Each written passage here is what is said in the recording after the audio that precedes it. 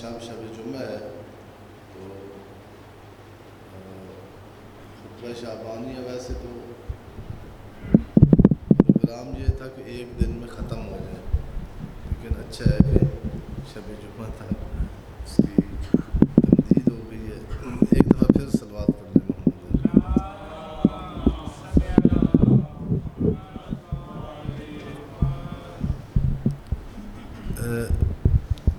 اس خطبے کے جو ہے راوی بھی جناب امیر علی ابن ابی طالب علیہ الصلوۃ والسلام ہیں.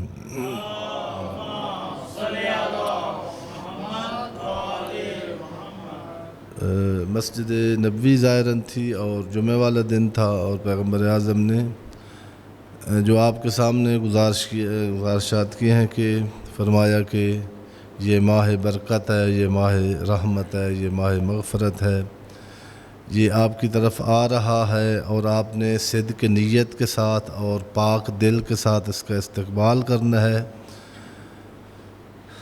وہ رحمت، برکت اور مغفرت کا مہینہ ہے. تم صرف یہ کرو کہ نیت صادق ہو اور دل پاک ہو. اس کے ساتھ جب آپ اس کا استقبال کریں گے تو پھر پیغمبر نے فرمایا تھا کہ انفاسکم فیہ تسبیح و نومکم فیہ عبادہ.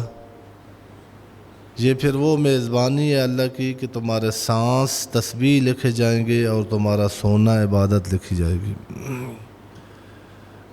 اس کے بعد کچھ احکام ذکر کرنے کے بعد آخر میں اسی روایت میں ہے کہ جناب امیر علی ابن ابی طالب علیہ الصلوۃ والسلام نے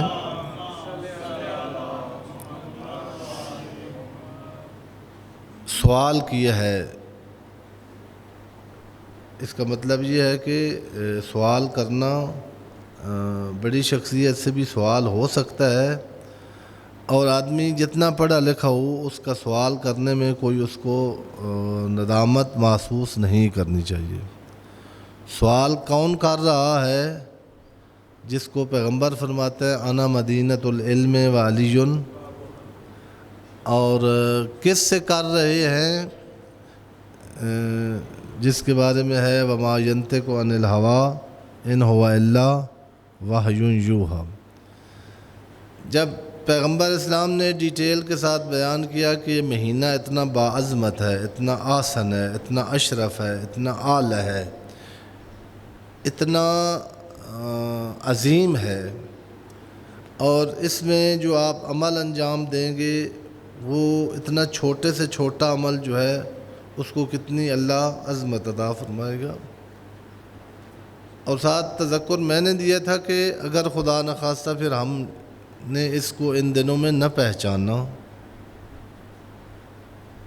کہ کس مہینے میں ہم ہیں، اور ہم نے اپنی نیت اور اپنے دل کی طرف توجہ نہ کی، تو پھر جو عام ایام میں ایک چھوٹی سی مسٹیک ہوتی تھی وہ اگر اس ماہ میں انجام پائے گی تو پھر خدا کے غضب اور خدا کے کار کا موجب بھی بن سکتا ہے. یعنی ایک لحاظ سے پھر اس حوالے سے بھی آدمی کو حساس ہونا چاہیے کہ اعمال صالحہ اگر کوئی کوتاہی ہو جائے انجام دینے میں، کم از کم یہ کوشش ہونی چاہیے کہ محرمات انجام نہ دے. اسی کے متعلق ہے کہ جناب امیر نے سوال کیا کہ ایو الاعمال افضل.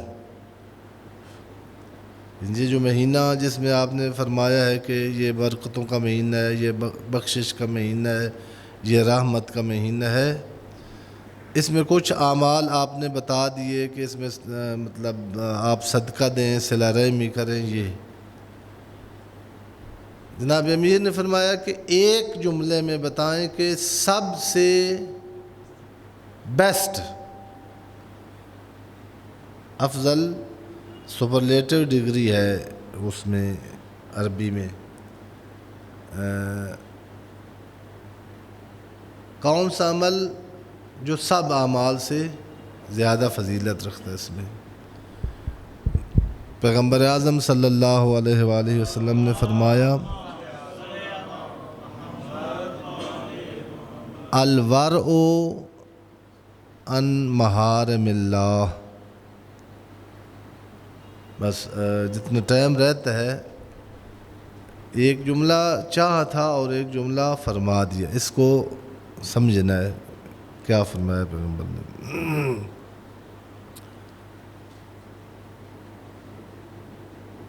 فرمایا کہ اے علی، اس مہینے کے افضل اعمال میں سے بلکہ سب سے افضل ہے ورع عن محارم اللہ. واو رے عین. کم اسلامیات کی کتابوں میں یہ لفظ ملتا ہے، یعنی عربی کا لفظ ہے، اور اردو میں اسلامیات کی کتابوں میں ملتا ہے. ورع کیا ہے؟ میں تھوڑا ایک لفظ تقوی ہے جو جمعہ پہ آتے ہیں، آپ نے متعدد بار سنا ہے. تقوی یعنی جو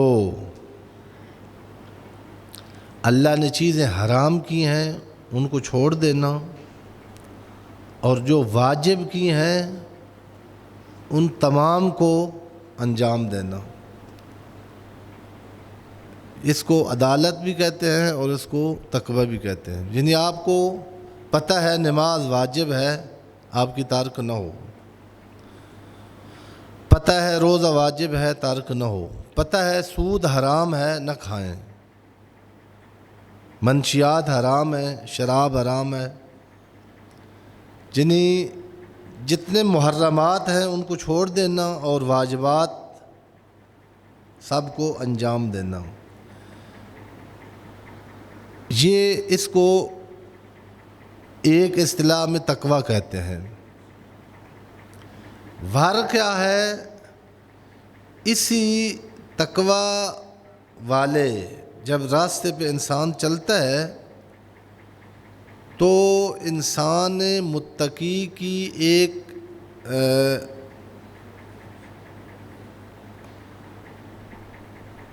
آپ کوالٹی کے حوالے سے اعمال میں جو ترقی ہے اس کا نام ہے ورع. ورع کا ویسے معنی یعنی بچنا ہی ہے، لیکن اب تقوی اور ورع میں کیا فرق ہے؟ تقوی اس سے بچنا جو یقیناً حرام ہے.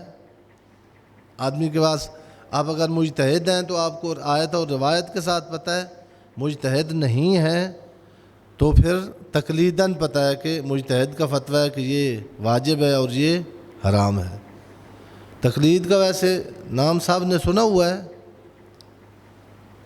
جنہوں نے تقلید کا نام سنا ہوا ہے وہ ایک دفعہ بلند آواز سے صلوات پڑھیں.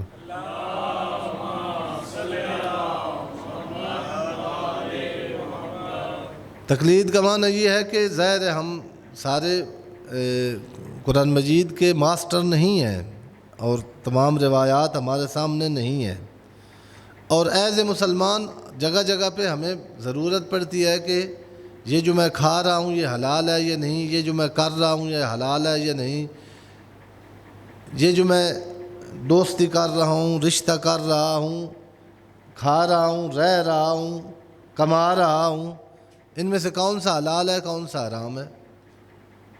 اگر تو خود آدمی قرآن و حدیث سے اس کا استنباط کر سکے تو کسی کی تقلید کی ضرورت نہیں ہے.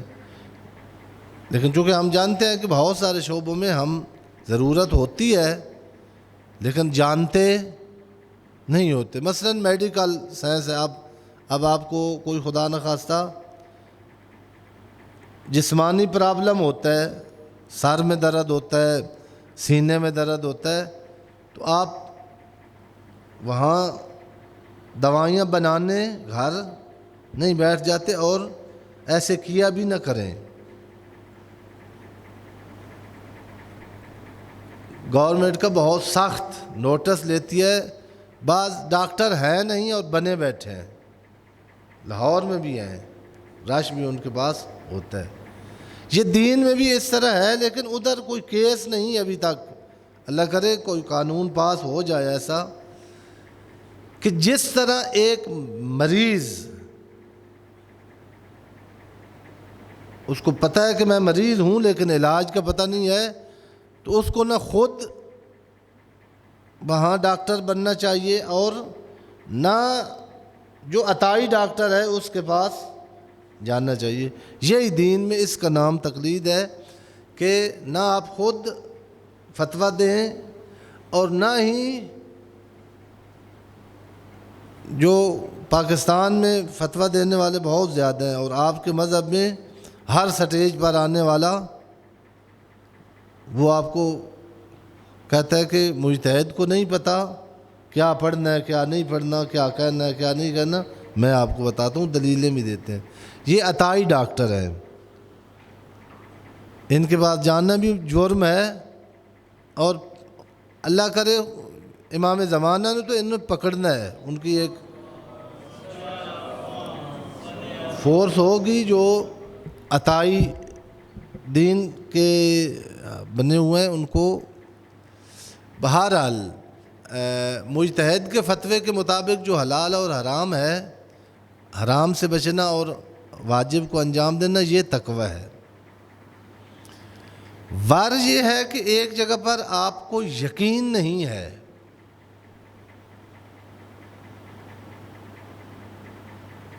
کہ یہ حرام ہے، لیکن شبہ ہے کہ ممکن ہے یہ حرام ہو،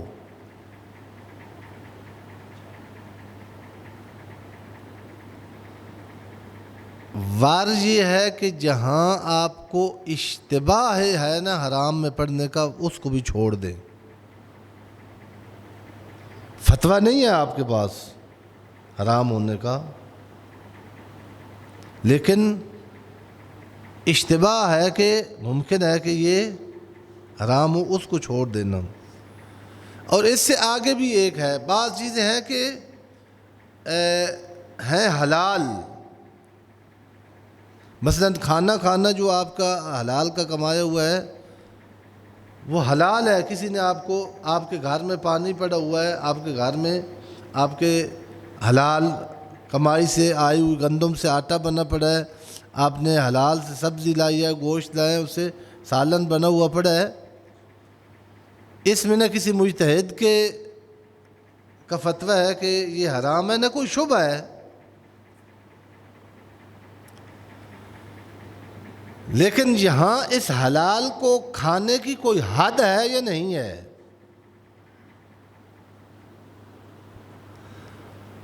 آپ کو توضیح میں یہ فتویٰ نہیں ملے گا کہ زیادہ نہیں کھانا چاہیے۔ اگر آپ دیندار نہیں بھی ہیں نا، تو ایز اے ڈاکٹر ہمارے ائمہ طاہرین جیسے دین کے رہبر تھے، اس طرح جسم کے بھی طبیب تھے۔ امام جعفر صادق علیہ السلام فرماتے ہیں کہ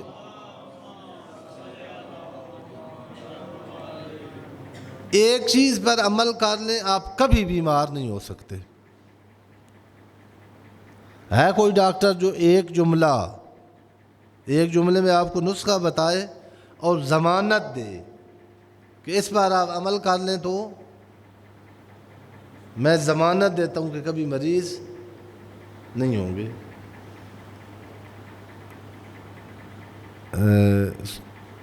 ایک دفعہ صلوات پڑھیں پھر کہ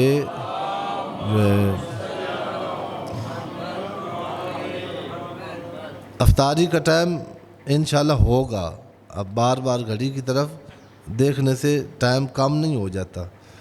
ایک دفعہ پھر صلوات پڑھ لیں محمد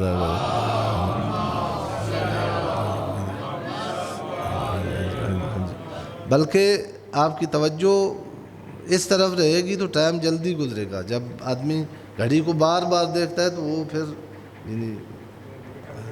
پریشان۔ امام فرماتے ہیں کہ جب تک بھوک نہ لگے اس وقت تک دسترخوان پہ نہ جاؤ، ایک، اور ابھی تک بھوک باقی ہو تو دسترخوان سے اٹھ جاؤ۔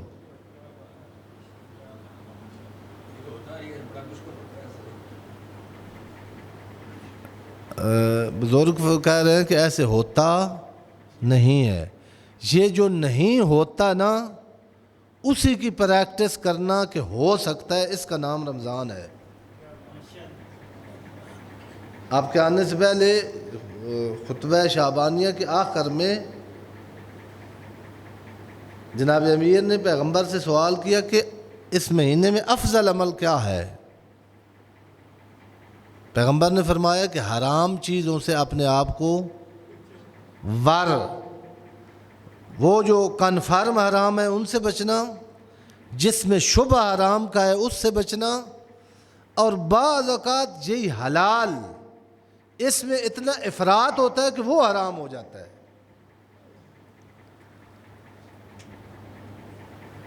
شوگر کا مریض ہے اور گجریلے کا بھی عاشق ہے،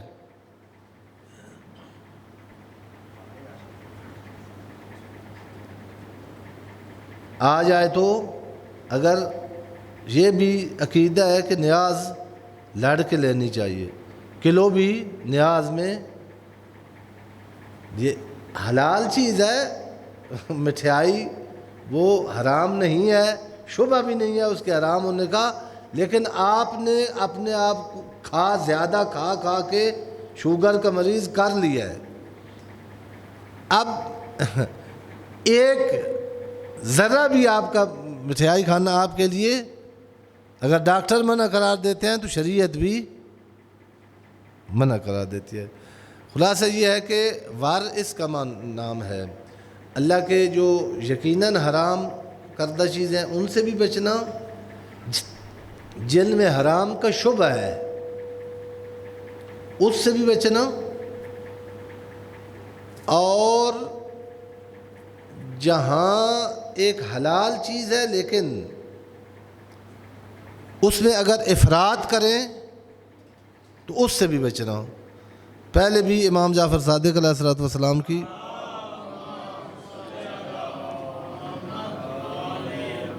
ایک حدیث تھی جو لوگ سیر و سلوک کے